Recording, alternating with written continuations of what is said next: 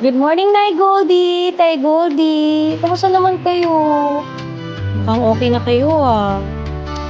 Ano naman, yung usual. Hindi na naman ako nakatulog. Alam mo naman yung buhay na nag-iisa. Worried, stressed, lonely. Pero okay na yan. Basta happy kayo. Happy na rin ako. Alam mo na yun eh. Tsaka, kayo ang favorite ko. Pero sige na, unahin ko muna yung iba ha. Wait lang ha, babalik ako. I promise, babalik ako. Wait. Good morning mga fins! It's a good day today, so let's look alike. Everybody, let's look healthy. Alam mo naman, breakfast is the most important meal of the day. Yes, my zebra fish, my colorful fish. Hi ma! Hi pa! Good morning po sa inyo. So medyo mahina po ang store, pero okay lang. Like what you always taught me. Think positive, be positive, and stay positive. Kaya don't worry, kaya natin to. Mag-selfie naman tayo para malay mo, maswerte naman tayo today sa store, di ba? Say fish on 3. 1, 2, 3, fish!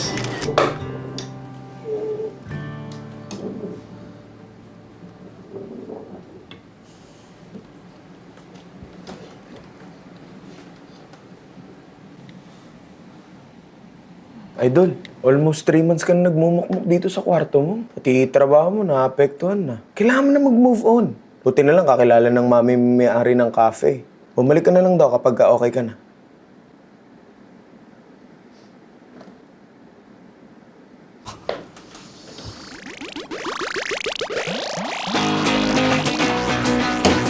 Bro, samahan mo ako.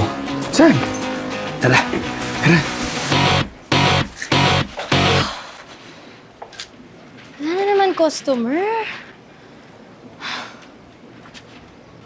Hindi tayo swerte today ah. Happy ang malipad! Ay, lumilipad na isda! Ano ba yan, Tina? Gulat naman ako sa'yo.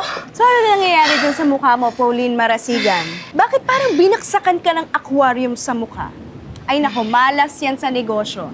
Pero ito, bibigyan kitang matcha para hindi ka na sad. Oh, sweet mo naman, Bestie. Of course. Thank you. I know, The best I ka know. talaga. Ito yung straw. Akin na. Please, kailangan ko to. Stress ako.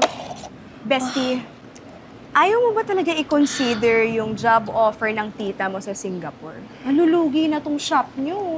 Bes, ilang beses ko na sinabi sa'yo, di ba? Hindi nga pwede. Hindi ko kayang iiwan tong store na to. Alam mo yun. Alam ko. Alam ko naman na ito na lang yung naiwan sa'yo ni Tito at Tita bago sila mawala. Pero isipin mo to Sa tingin mo ba gugustuhin nila na nahihirapan ka ng ganito? Oh, yan. Yang mukhang yan. Eh, bestie, ayoko naman makatrabaho abroad eh. Ito talaga ang gusto ko. Ang gusto ko, ituloy itong store na to. Okay? At saka, ang sarap sa pakiramdam na nakakatulong ako sa ibang tao na magkaroon sila ng pet fish habang buhay. Tsaka best, legit to promise, nakakatulong sa mental health ang magkaroon ng pet fish. Kasi, wala, panuorin mo lang sila, na lumalangoy, tas bigla, tatahimik ang mundo mo. Just so therapeutic. Okay. Pero kasi nagsasuggest lang naman ako sa'yo. Siyempre, as your best friend, concern lang naman ako sa'yo. Ako naman yun, bestie. At thank you. Pero, trust me naman. Alam ko na makakabawi din tayo. Okay, Alam mo fine. naman yun. Okay. Stay positive, think positive, be positive. Okay? Fighting? Fighting. Yes. Sarap naman ito. Sarap. Mm-hmm. Your favorite. Idol, anong gagawin natin dito? Relax ka lang, bro. Bibili tayo ng isda. Yes, Idol! Isda! Uy, bestie, may customer. Sabi ko sa'yo, makabawi din tayo eh. Okay ba? Ganda. Ready? Lalaki nito. Hi, sir! Welcome to Fish Polly! Yes, how may I help you? Sir, meron po tayong guppies, molly, angelfish, neonfish, tetrafish. Meron po rin betta fish. Galing po Thailand, rare na rare, di ba? Maganda rin yun. Bes, bini ata siya.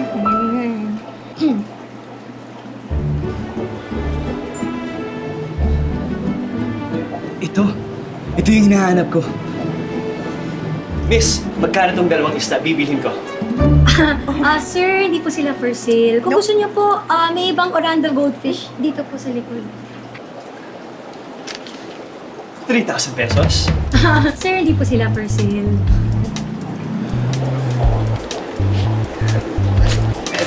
Yeah.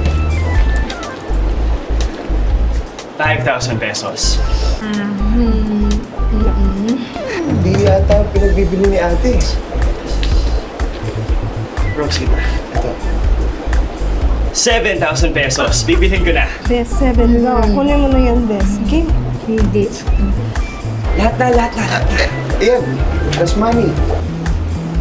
10,000 pesos. Ang kukulit ninyo, sir! Sinabi ko nga hindi for sale eh!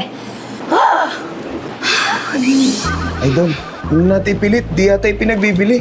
Baka masapakpan yan tayo ni ate. Ika na.